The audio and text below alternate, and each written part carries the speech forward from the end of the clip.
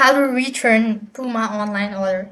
Hey guys, welcome back to another episode. In this video, I'll be showing you the ways to return Puma order.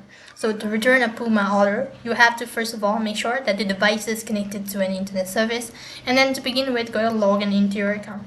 When you're logged in, that's going to take you to the home page, and right on this page you have to go to your profile from the top right and go to initiate return from the drop down menu. When you have done that, it's going to take you to the page where you can go and fill out the information in order to return the product. So first thing, you have to go and enter in your order number and then the email associated with the order.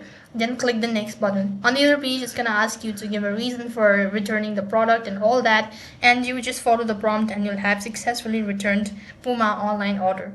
So in this way, you can return an order on Puma. That is all for this video. I hope the video was helpful. Make sure to like, share and subscribe to our channel. Thank you for watching. See you in the next video.